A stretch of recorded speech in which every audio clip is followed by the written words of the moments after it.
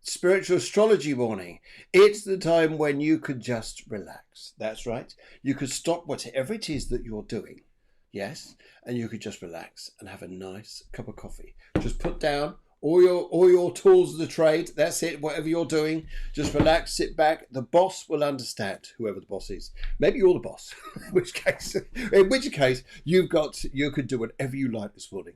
But importantly, whatever you're doing, just relax. So listen to the show that's going to bring you information. It's going to bring you calmness, humour. It will probably bring a bit of calamity. It will probably bring a bit of energy and loads and loads and loads of chatter and banter as per normal. In the meantime, now, let's go and do a bit of this.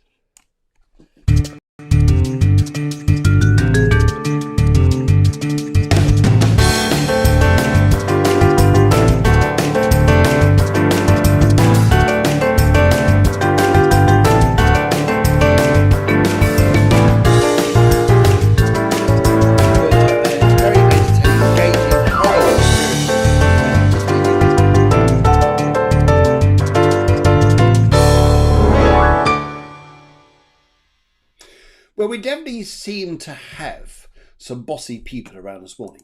Yes, you're probably wondering, why is this? Well, already some of you are saying here, I am the boss.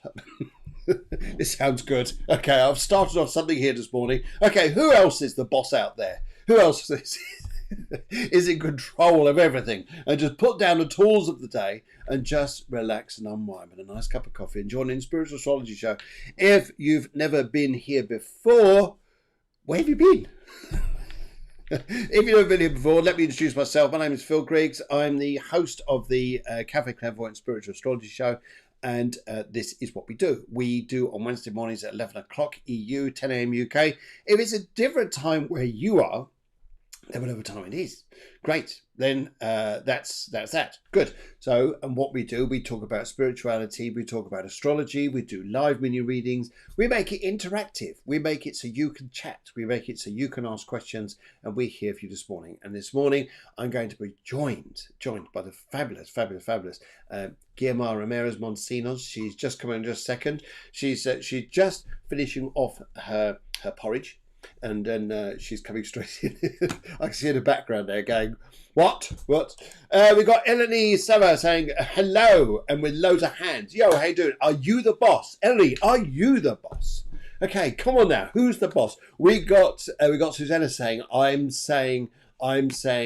you am enough. Okay, I think I know what you mean by that. I think that means here that she knows where she is. She says, I am enough. Yes.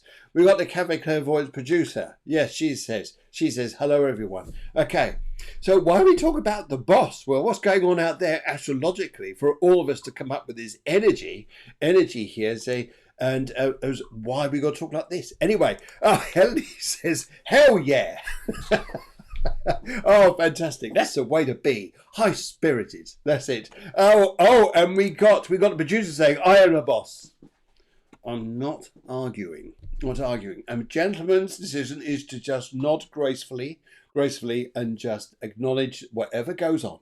We've got Lisa Morgan saying, hello, everyone. Hello, Lisa. Good morning. And loads of you coming on. Says, lovely to see you. Fabulous guys. Now, this morning, what are we going to be talking about? Well, I think we'll be talking about the new moon that's coming up. We're talking about the current energy fields and also more information. But we need that wonderful special person to come on and do all this chatter with me, join us here and bring all this planetary stuff to light, which we all love. And away we go. So I'm going to find out where she is. I'm going to see if she's there. Guiomar, dear Guiomar, are you there? Ah, there she is. Come on up. That's good. Good morning. How are you? Good morning.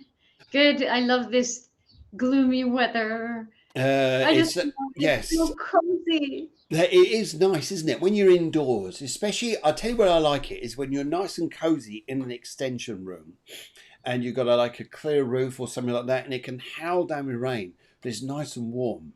This is what you've got. Yes, that is so nice. Can I show you? Can I show you? Got it. That makes. Oh, look at that.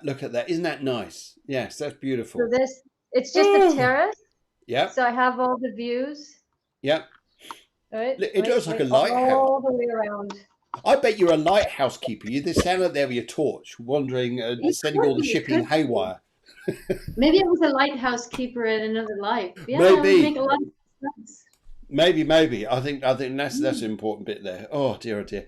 We got the producer said this morning. Said if anyone would like a reading, please give your date of birth, one color, and one question, please. That's uno question, uno color.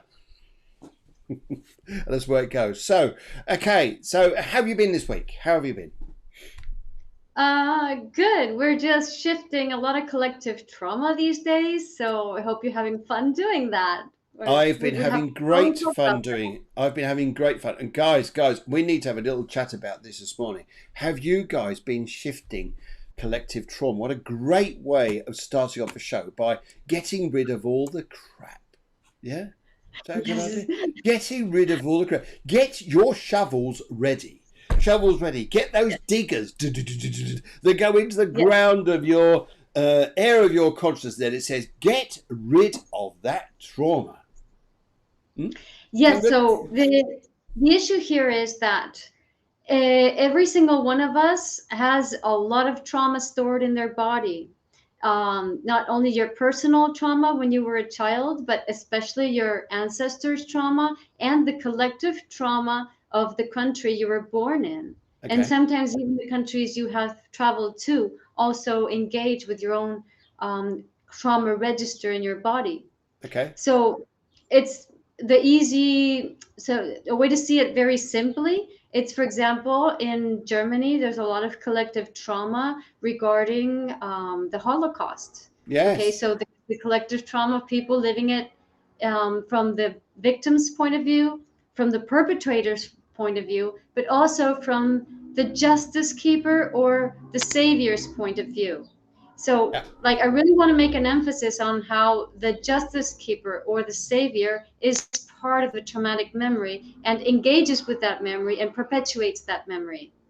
So sometimes we think, oh, let's do like I don't know, a ritual or something to remember the people that died in the Holocaust, say, for example. Okay. I mean, I'm saying this from the point of view that my family has gone through the World War II, was not put into concentration camps, but they were sent to Siberia as slave workers. Okay. In the cotton fields. So I do engage in this memory too. But I want to show you how this actually makes sense and makes a lot of the events in your life make sense. Yeah. Because we tend to think we're very illiterate as far as emotions go, and we have no idea how deep rooted any emotions that we might have today are very deep rooted into our ancestral and collective trauma. So yes, most people just totally ignore this, but this is what's creating our reality today all the time. So I think it's very important that we realize this. Okay. Yes, I agree with you. I agree. In fact, I was just going to say here, a lot of people are going through this releasement of trauma, ancestral stuff. They're releasing this area of their lives here, which have been like hard work. And one of the ways I think is good to do this is try and look at yourself from a third person, to try and understand that although you're releasing your trauma, what emotion it is that the one's been limiting you or holding you down, and acknowledging its purpose there. And is it yours? Are you being made to feel like this rather than you actually experiencing this? There's a lot here that's going on at the moment, and I know I know a lot of people are just getting rid of stuff which is no longer needed to get ready for something. Exactly. Yes. Exactly. So life is perfectly orchestrated. Everything has its place, but it's very important that we acknowledge this ancestral trauma, because from letting it go through us, from emoting it, from feeling the emotions and letting them go, and not identifying with those emotions and not making with those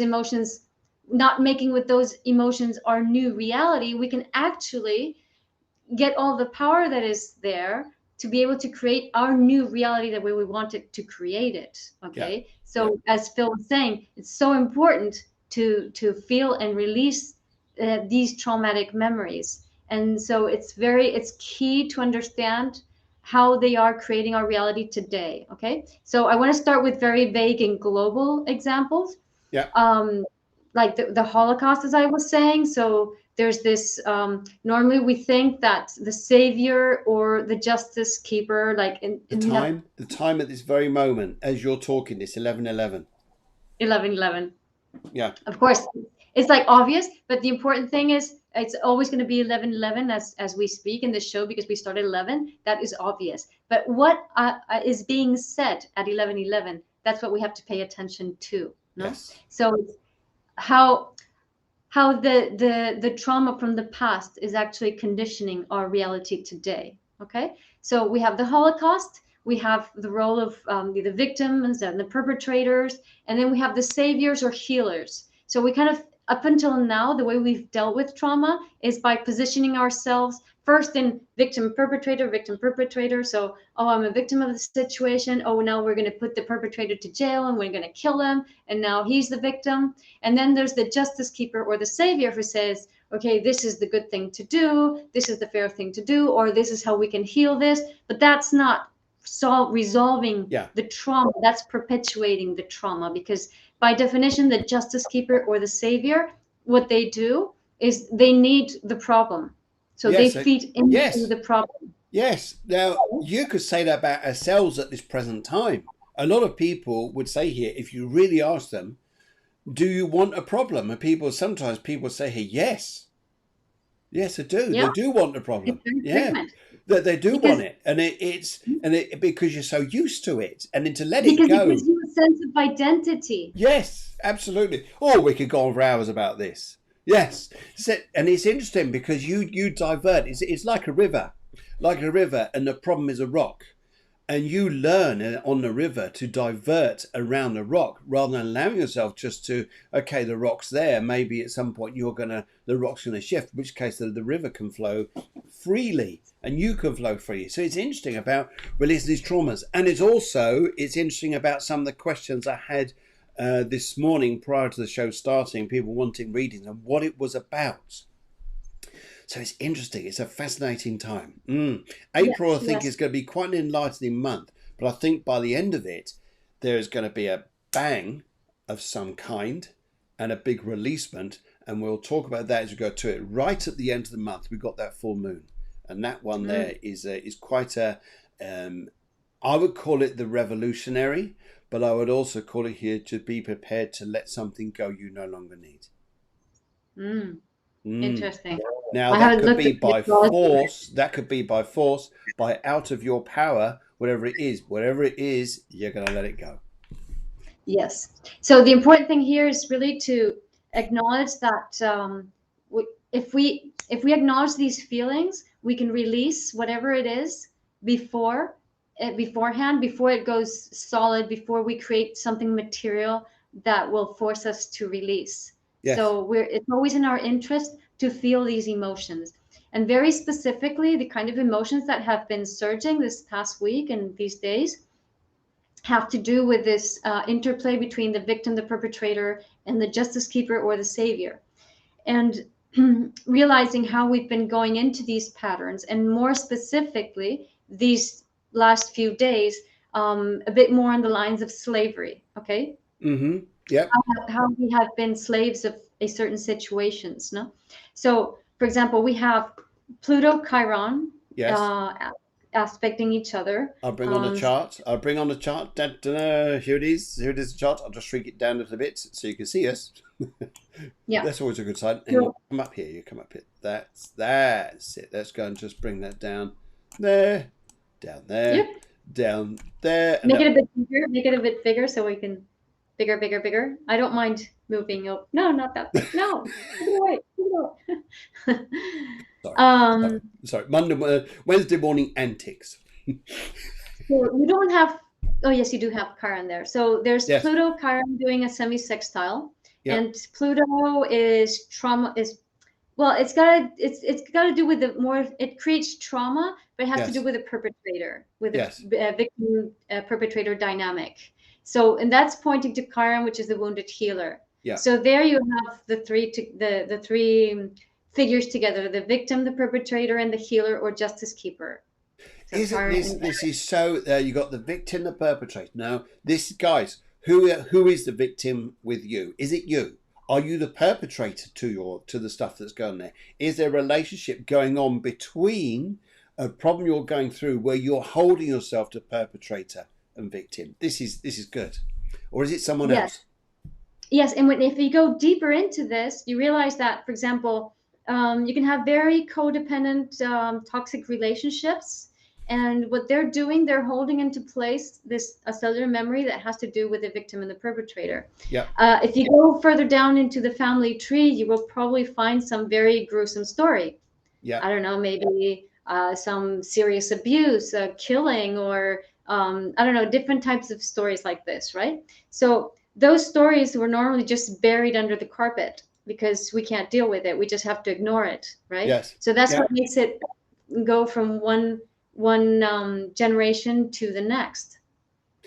But if we Yeah. realize, so we tend to think from our perspective, our patriarchal perspective, that there's good and bad, that the perpetrator is necessarily bad and that the victim is inherently good.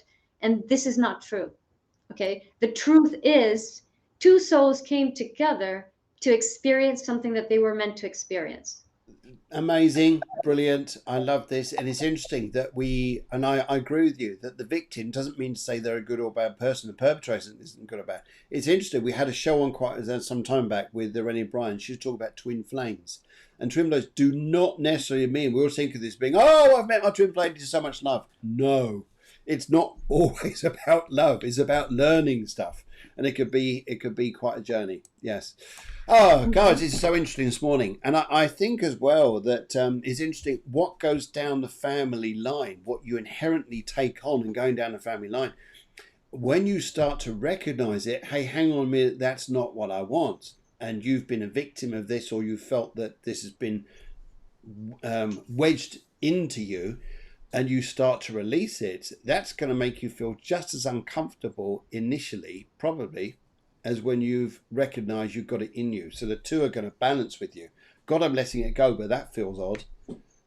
Yes, And yes. acknowledging it there as well, that feels odd.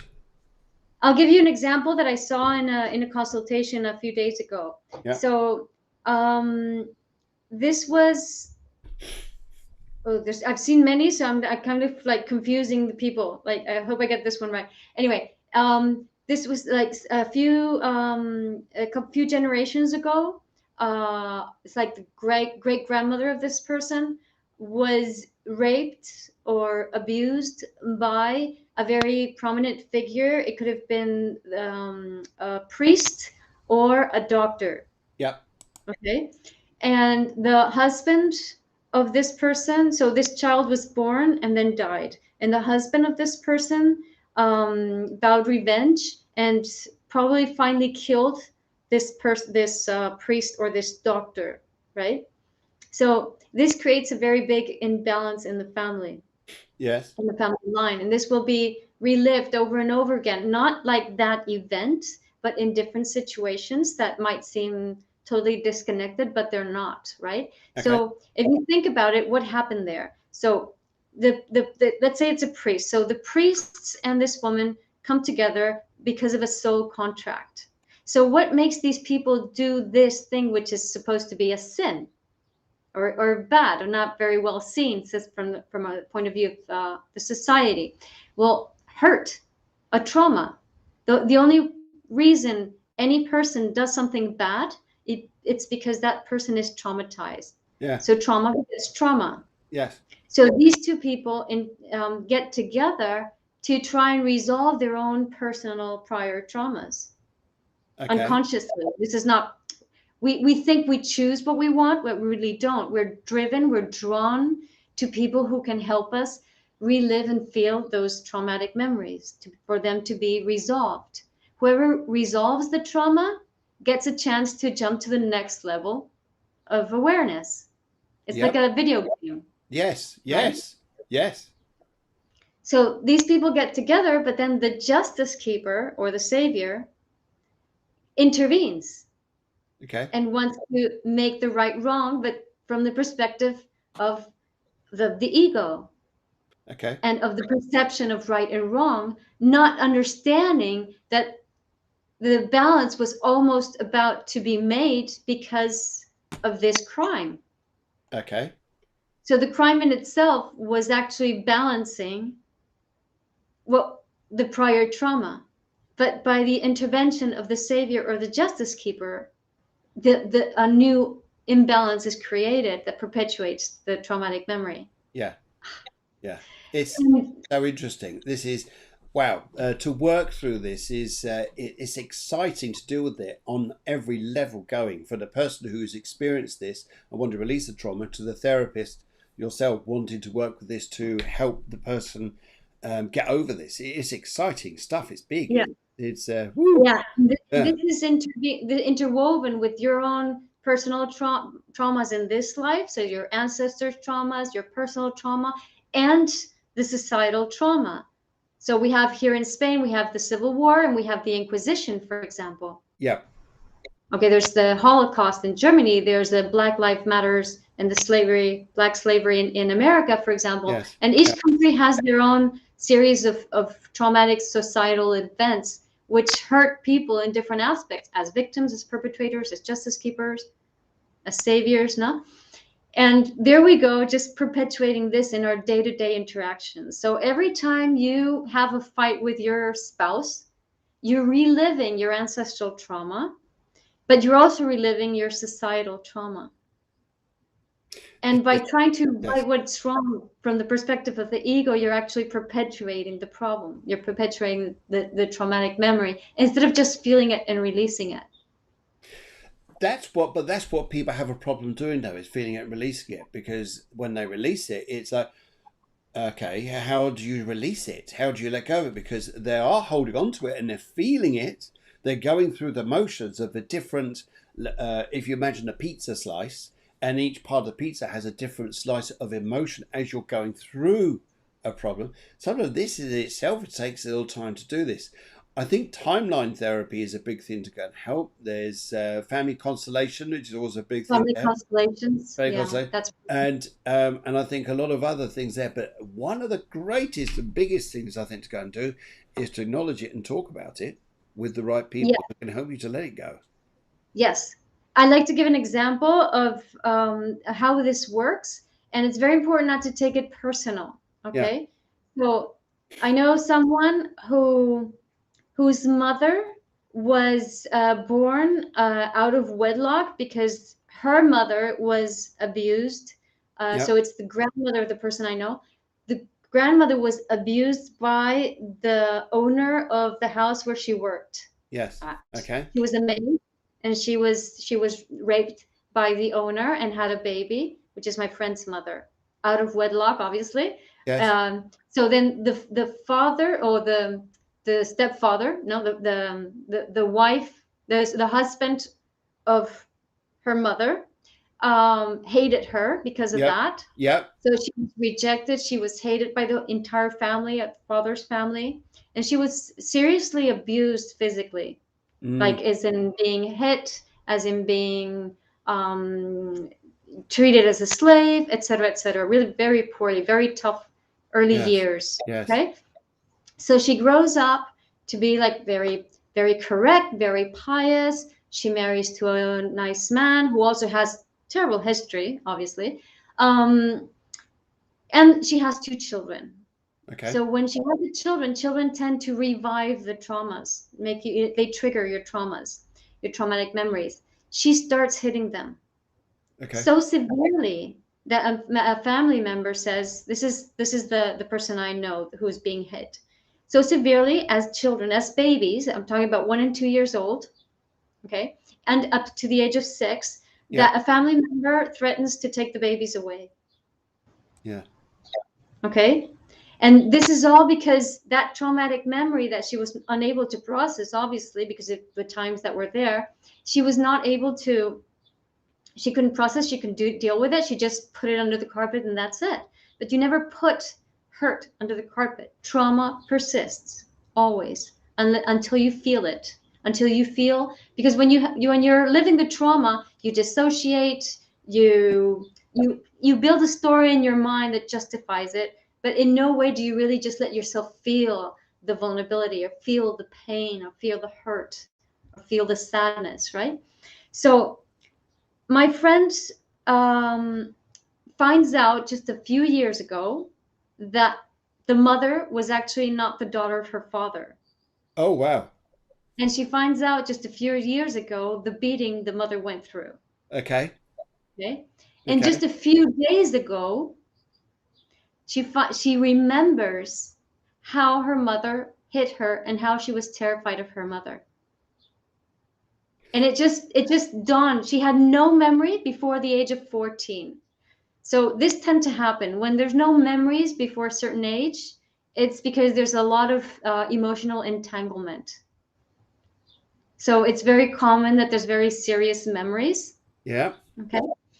And when she realizes, when she suddenly remembers, it's like, oh my God, I was terrified of my mom because she would hit me, and this is so common. And if your mom hit you when you were little, it's because she was being hit when she was little and she put that under the carpet because there was no other way of dealing with it.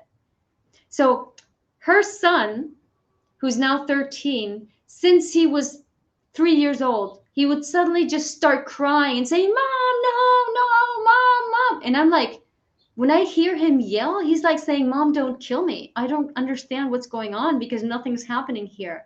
And sure enough, that was the memory. Mom, don't kill me. Yeah. That's how severely beaten the grandmother was. Because it goes down the family line and it's the ancestral, you're taking on the ancestral Exactly. So line. what do? Yeah. We institutionalize people. We give them drugs. The healer, the justice maker. We say they're bad people. They're afraid to say anything because they're going to be put into jail, into a loony house or whatever. And it's like, I can't deal with this. But what happens when my friend realizes this and without feeling anything bad towards her mother goes, oh my God, now everything makes sense. Her son suddenly starts losing weight and taking care of himself like really fast. Her mother suddenly goes to cry to her sister. Yep. And says, oh my God, I beat my children when I was little. I'm a horrible person. And my friend never said anything to her. Yes. Yeah. And it just suddenly, the trauma gets released and suddenly starts pouring out and things start falling into place. But in that family, everybody was holding on to a traumatic memory that comes how many generations back? I don't know. And then from one person, it doesn't matter who, sees it, realizes it, and doesn't fall into any of these roles. You're not the victim. You're not the perpetrator. You're not the healer or justice maker. And it's like, I get it. I get it. Boom, it resolves. And what's the amazing thing is, isn't it, that this type of therapy that you're talking about family line therapy, about ancestral healing, this is more of a modern day therapy than what we ever used to work on before. Before it's just the individual, but that didn't always resolve it. And it's interesting here as well that you can release and resolve maybe some things in your immediate environment. Well, where are the roots to this, and where's it all stem from, and what should all change? Wow, this is interesting. Now, I've got to say, guys, all your lovely comments here as well. And don't worry, guys, we've got your questions for readings and stuff. They're coming up in a short while. There's a new moon coming up on the 11th. It's going to be a nice one. Very nice one, because it's going to be in between the trine. It's a midpoint between the trine between Mars and Jupiter. And this is a great time if you're starting something or you feel that if all the emotions and interjections you need or the action you need in your life is to have a bit of courage. If you're starting something, guys, have a bit of courage, because this is a tonic time to feed that energy that you want to go and do something. You'll release something from the past if we talk about trauma. If you're making a new start, great, because you've already let go of the past, then fantastic. But this is quite an ambitious time, and I'd say here, great for people who want to pioneer. themselves, to be the boss. It's interesting we're saying earlier on, who's the boss? Who's the boss? And now Who's we're the coming boss? in, who's the boss? And sometimes language we step into without actually realizing this is the language of the day. Exactly. So these memories have to do with slavery too, because as we fall into the victim, perpetrator, justice maker, we are enslaved to the story, but we are also Yes. playing the role of a slave. It's like I'm always a victim. I'm just part of, I have to serve the perpetrator, for example. No, so it's intertwined with that. So if we want to be the pioneers of ourselves and of a new venture, of I don't know, begin a new project that has never been made before, you cannot have in your body the cellular memories of a slave or of a That's right. victim. That's right. So but releasing these memories, feeling them and releasing them, and acknowledging that the reasons why you're encountering strange situation or feeling bad these days has to do with that. If you allow that experience to just go through you and you emote it, you can actually connect with the power that you need to be able to make the decisions that you want to follow your heart, to create that project, One to of the create that ways, venture. one of the ways to do this, I'm just going to wear a time at the moment, just a bit wear a time. This is a great subject. One of the ways I'd say to this is to have a lot of gratitude for everything you have. When you have that gratitude, you become a magnet. You become magnet to wonderful things. Now, guys, one thing I've noticed here in the past few weeks, past few months, is this grounding you've been doing and how you guys have progressed. We've been watching you, been monitoring you, and yes, you sent in your videos, you said your captions there, and it's nice to see how well developed you guys have become and how much healthier, how much more vigorous you've become. And we have a little video here capturing you guys of doing just this. So get ready.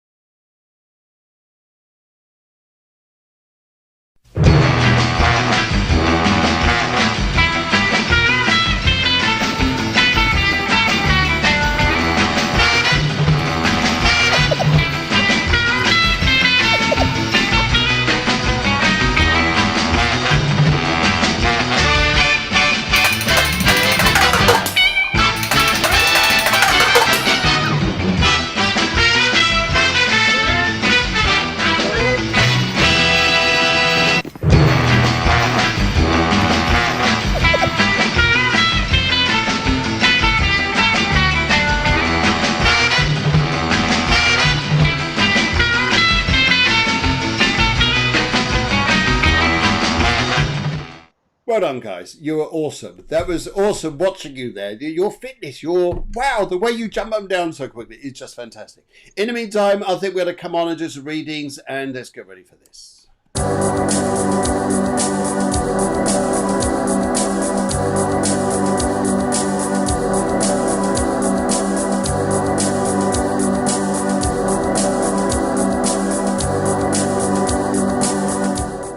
Okay, Maria Helmsley, she writes in and she says here, just like a general reading, I'm in a bit of a pickle.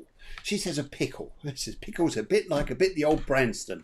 The old Branston stuff, bit of a pickle. I'm in the middle of a crossroads, and where do I need to go in my life here? How am I going to get to where I'm going to? So she says, there she is. She says, I am the boss. Yes, she is the boss. Okay, right. Now what's interesting here is your numerology is a 2. Interesting, because this is about the sensitivity, about how we relate from ourselves to a other. And the best way for a 2 to do this is to find someone who brings out the very best in us as individuals. And we find that the 2 resonates perfectly here. If they don't have that, it's like, oh, where's my identity? Where am I going? It's like the feeling that there's something lost here. The wires aren't connecting. The energy isn't flowing properly. So this is interesting. So this would be about people around you who are making you feel like this at a particular time. Now, interesting this year, because what you're being set up for is to work with the 3 energy this year. And okay, the 3, what is this all about? Well, this then brings into you another level of understanding or knowledge or power for you. And this is here. It's not just about the other person, which you got there. It's also about the Trinity.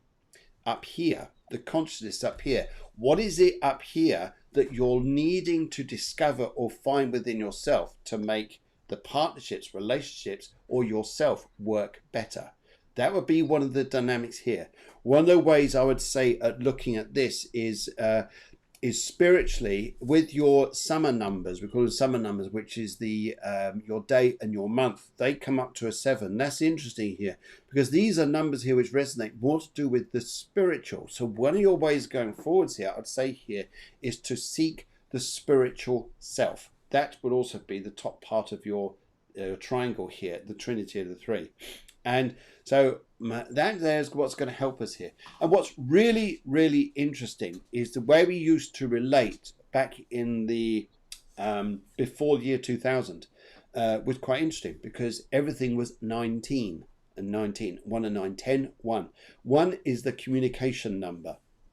We then changed into year 2000 and everything became 2. It's interesting here. We lost a lot of the individuality through communication because we all went electronic.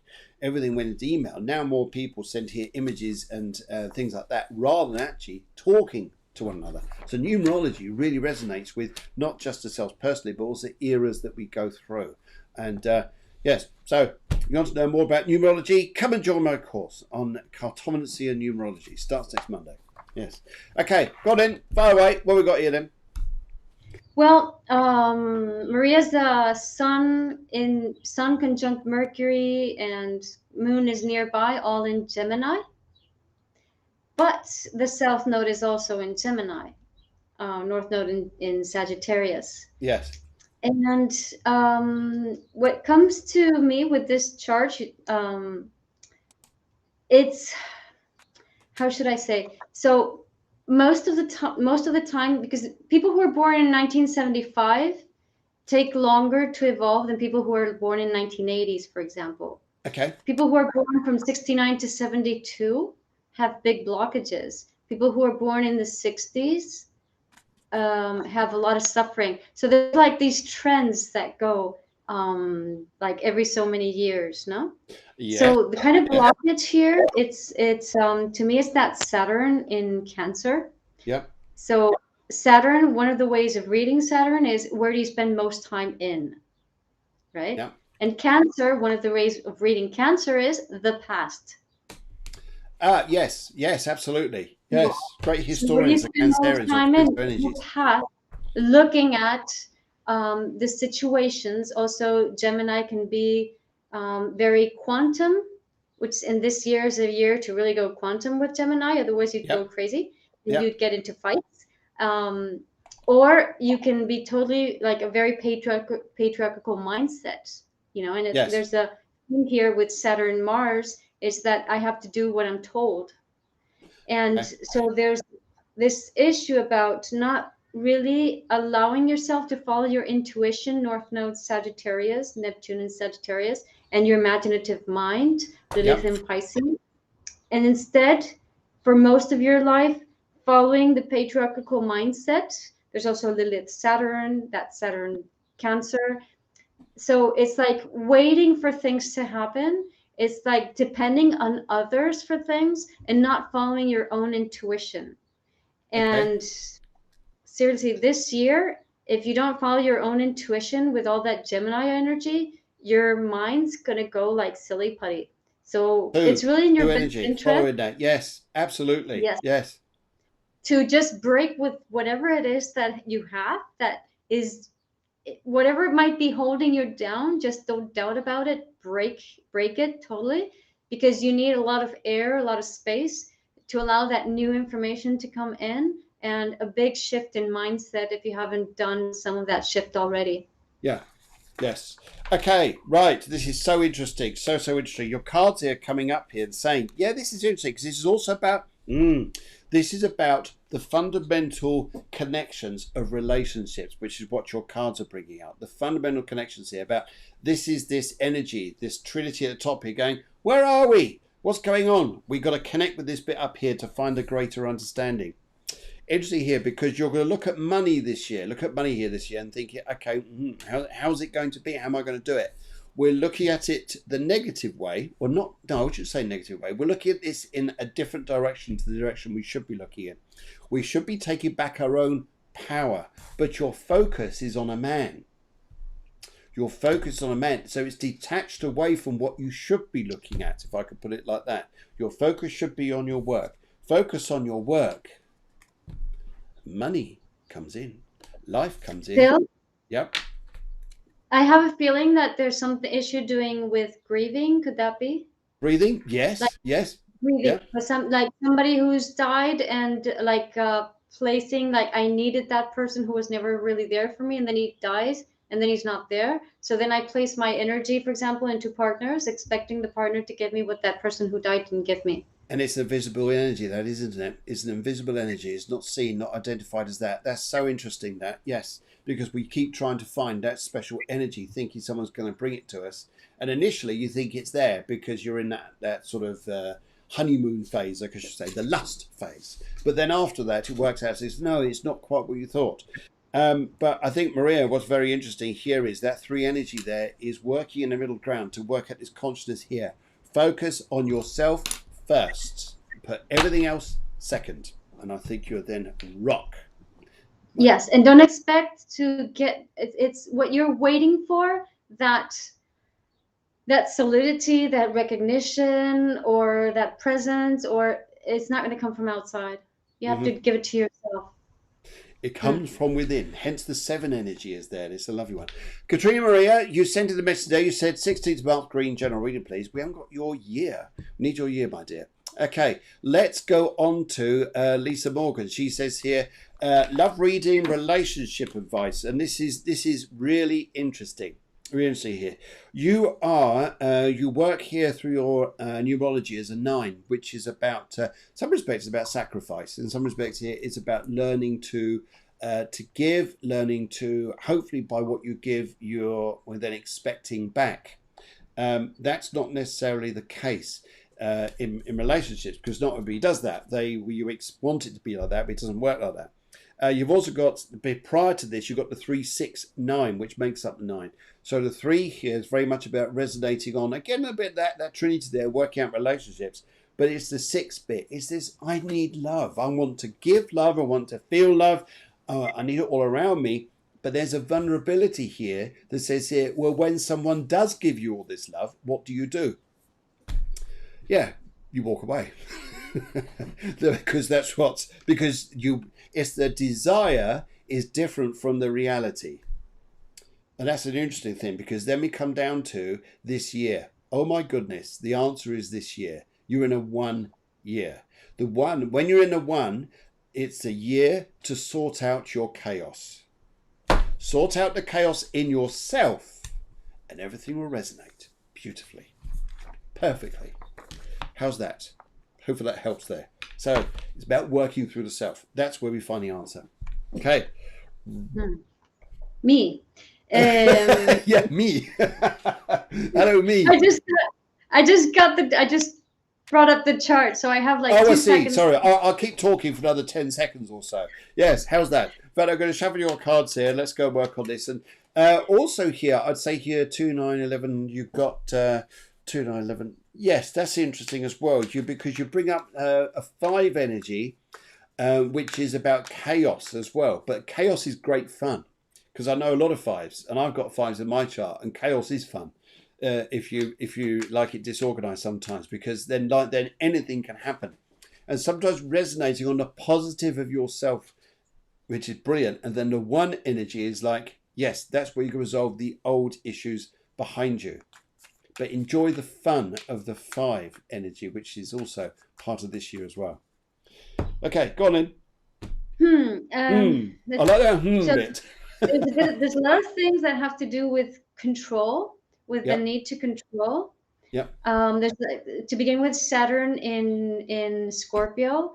It's like a powerhouse of energy. It's like condensing the energy, controlling the energy, and the difficulty to let go. But then there's a Sun conjunct Neptune, and it's in Capricorn. Capricorn doesn't like to let go. No. But when it's conjunct the Neptune, it's like, yeah, but you have to.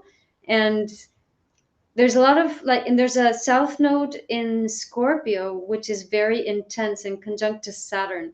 So there's the main issue here for me is like control, past memories of controlling, of being in control.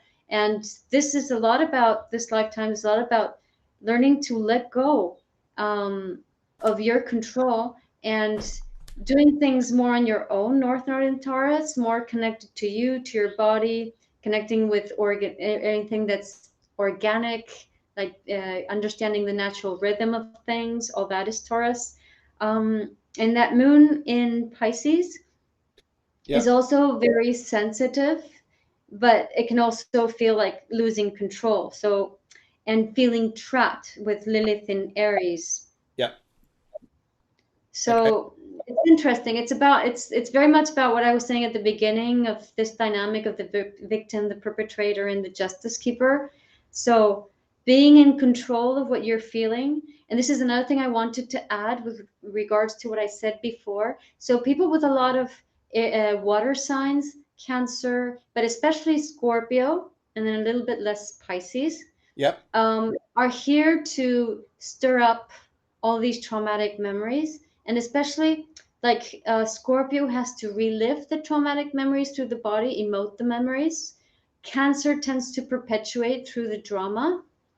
And Pisces tends to just, let it go, flow, feel it and let it go. But those, when you have a Yeah. lot of water energy, then you have to clear this stuff. That was that the Sun conjunct Neptune or Saturn conjunct Neptune? Sun conjunct Sun, Neptune. Neptune, Yes, because it in is about Capricorn. letting go, but then that Neptune is like, well, what is it that you're holding on to? Because Control. yes, because it can Saturn, evaporate. Saturn in Who's to- Scorpio conjunct the South Node. Yeah. Okay. Good. And Lilith, yeah, Lilith Aries wants to be free. Yes. Yes. Yes. Yes. And the moon in Neptune wants to, moon in Pisces just wants to clear it all up. Yeah. I agree. I agree. So there's control issues that you might be living. This is an example of what I was saying before. You might be living like now in your life, which is like, I don't want to be trapped, but then you end up controlling people, which comes from past lives, which comes from your ancestors, which comes in turn from ancestral trauma. Yeah. Interesting stuff. This is interesting. So we talk about this interesting because your cards here relating to this as well. Your desire to want to break free is strong with the butterflies and the cards here. What's interesting about this too is you're holding on to a relationship which is struggling or straining because it has father issues relating on this somewhere. Father issues, whether it's his father, your father. And but most of the traumas here, you can work through these if you identify them and let them go. Once you let them go and change the whole dynamic of your relationship, well, it's up to you if you want to keep it or not. But I'd say here you can resolve a lot of issues. Interesting stuff. This is a pioneering morning of letting go of shite. Yeah, there's a Pluto. There's like Sun conjunct Neptune, Yes, and it's making a sextile to Pluto in Scorpio. the transformer. There's the And power choice. issues. You want Pluto, to work on it with a sextile, you can do it. Yes. yeah. Thank you very much, so much. And okay, let's going to have a chat with a nice lady called Emily Saber. She's gone for Colour Grey, 28th verse 1998. General reading, please. And she says, love this show. We love you loving this show. Thank you so much. Let's give you a little round of applause there. Yes, thank you very much. Okay, what's interesting here, Eleni, is your numbers are very, very strong. In fact, as we look at your numbers here, you've actually got your year this year is about being a 7. That's interesting. So it's about seeking the spiritual. It's about seeking the energy within. And also it's embracing the love of the spiritual too. That's the other energy around this, which looks absolutely awesome. You've also got here, I think this is absolutely lovely. You've got the energy of 11, which is you. So you're the master healer. You're the master healer wanting to help people. And yet, I would say through this particular dynamic, through this time you're going through, it's more about people sometimes fitting in with you than it is about you trying to fit in with people. And I think if we resonate, because then we start talking about not just self-worth, but we're talking about our own positivity, our own being able to live with integrity, with our own energy and drive. That would be very strong on this. And this is interesting because I think your energy very much at the moment, especially in the 7, is working within your cave, if I put it like that, within your cave, to go and find this power, this energy, go and seek it, explore it, enhance it, embrace it, and love it, because it's lovely. It's wonderful stuff. That's one of the energies to say with this. I'll come on to the cards in just a second, but let's go and are you ready up there, or do you want me to chat a bit more? Chat a little bit more. Chat a little bit more. Okay, let's come and do your cards here. Let's go do your cards in on this here as well. Also, the colour grey is a very interesting colour because in some respects here, it's about you acknowledging there is some fear around you. It's acknowledgement of fear. And I think here that, but I don't pick up this as a thick grey. I think I feel as a thin veil of grey. So you're stepping through stuff. You're healing. You're getting into this place of loveliness. And right, okay, let's have a look at this as well. I also would say here too, there's something about your birthday is really ringing to me here at the moment. Would you understand here too that you've gone through those old emotions of which we go through, but for you it hit quite hard here, is rejection and loss. It's the two of them together here. Because there's a young man who passed over, who's here with me now, and there's also this feeling of rejection about relationships or people who left you in the past here. But I've got this young man who's here, and he's very encouraging. He wants to be very close with you here. And he says here, he talks to me about dancing, and he wants to talk to me here about going, yay, he's happy, he's here. He wants to cheer you up. He says here, your health hasn't been quite as strong as what it should have been, but now I pick up it's getting stronger. And he wants to say to me here too, he's got quite brown hair, quite dark brown hair, very friendly, very lively guy. And he also is something told to me about books, like learning and things like this. But he was the sort of man, he tells me here, that you walk past him, you're just think, yeah, it's just him. But then when you got to know him, you go, oh my God, there's so much to him, so much to this guy, so interesting. And but now what his energy to say to you here is I think you're going to find terrific strength within yourself, which will bring out awesomeness this year. And rock on with it, Eleni. Ready now? Yeah. So you have Lilith in Libra, which is about learning. So when you have Lilith in Libra, your parents did not have the best of relationships, so you really did not learn how to relate to another. So and at the same time, whilst your parents were quarreling between each other, for example, they were not taking care of you.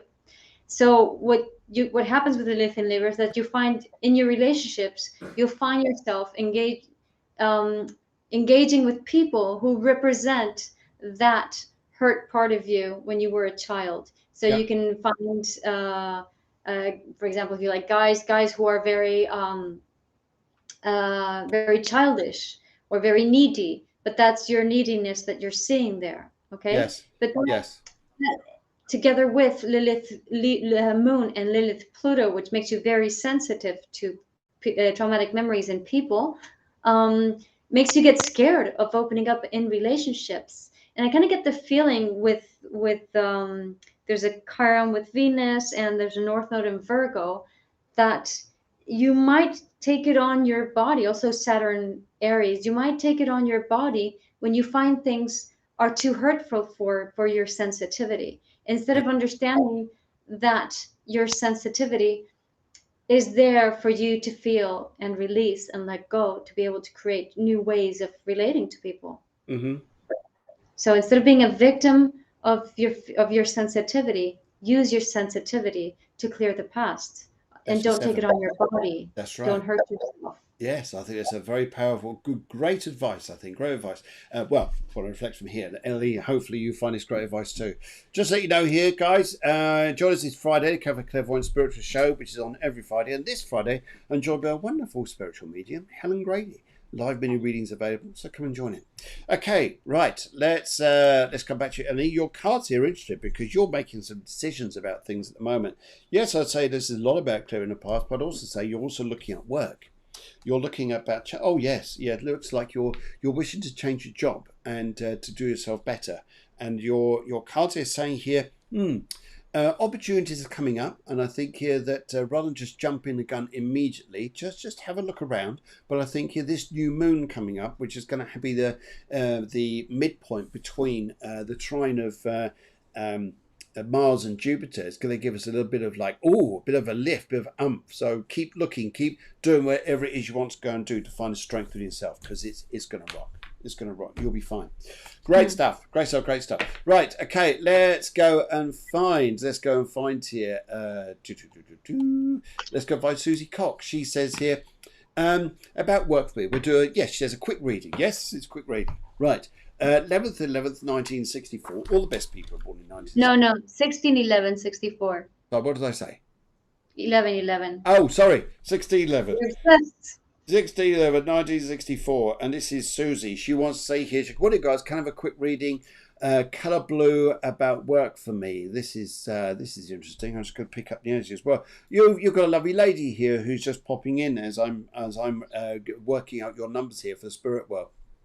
And this lady here says here, would you understand here that you've got some part-time work, or you've got some work which is just little bits, if I call it like this. It's not the full drag of work that you'd like, but there's something here.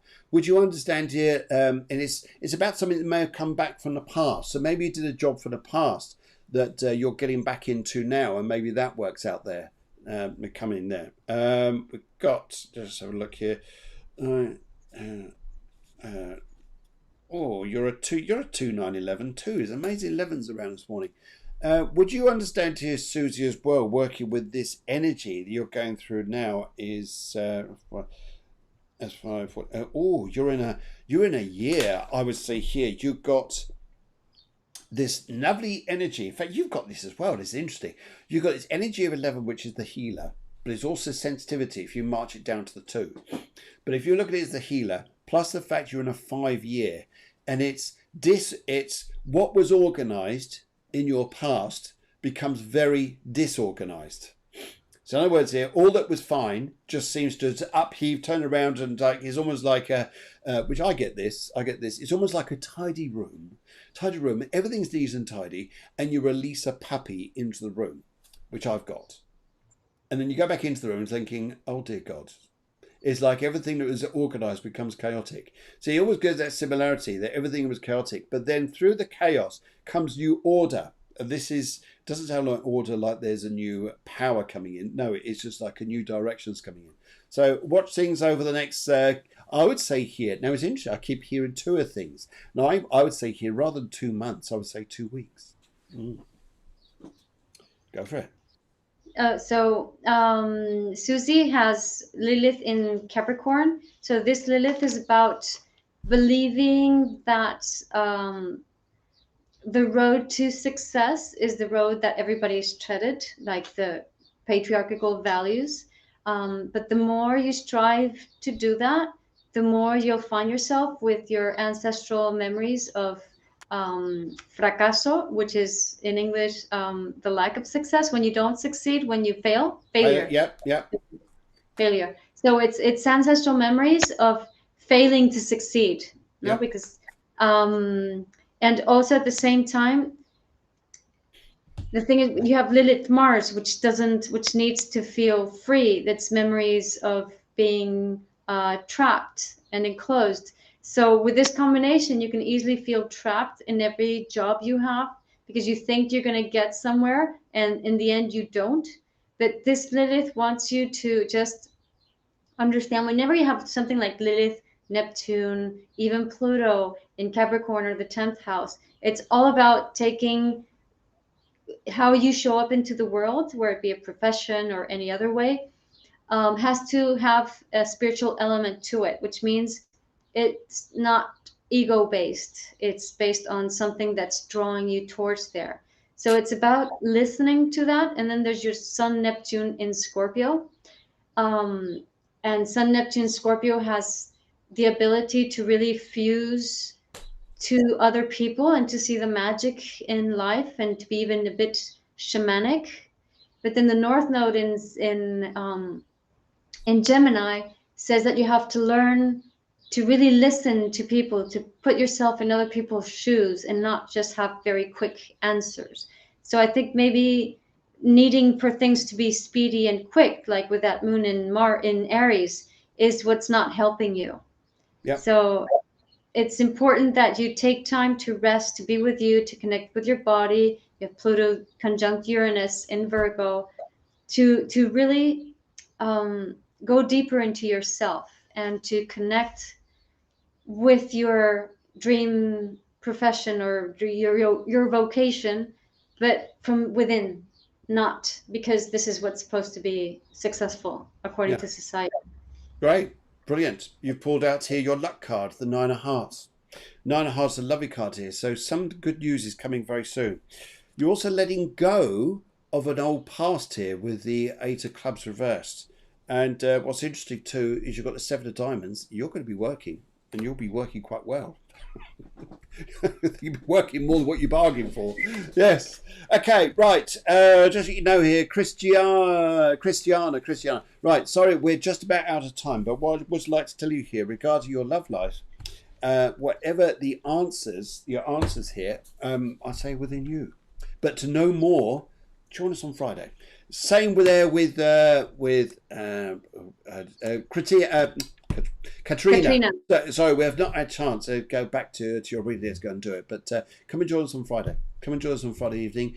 Same with you, Christiana, and if available, and just ask away. We'll put your questions to the top there, and we'll work with you, with myself. Or next week. Or next week. Next you're week, come back. And you send us before the show your details. Yes, guys, send us your details before the show. That's Katrina and Christiana, and send your details there, and we'll get round to your questions first. Sorry, it's just we just worked through the list. We go there, but it was such a informative, and I think it needed to get a feel there. Who's the boss? Just ending on there. Who's the boss? We know who the boss is. Yeah. It's you, but take the power of the boss. What would the boss do if they were? And empower yourself and release the memories, the traumatic memories that are in your body. Very, very old ancestral traumatic memories that are not allowing you to connect with your own personal power. Yes. Brilliant. Yes, we got loads of things here saying here. Lovely show. See you next time. Mm-hmm. And we got thank you so much. Have a blessed day, both of you. Thank you very much. Very interesting show. And also we got here. No problems. I'll be there Friday. Love your show always. Lovely seeing you again, Guiomar. I send me the details, but won't be here next week. Sorry. Okay, week after then. But join us on Friday anyway. Okay, guys, in the meantime, what can I say other than have a lovely, lovely day. And Guiomar, thank you very much for joining us. Send all our love to everybody down there. Thank you, everybody. Thank you, Phil. Okay, you take care. And guys, have a wonderful day. Rock and be the boss. Yes. Yes. Bye.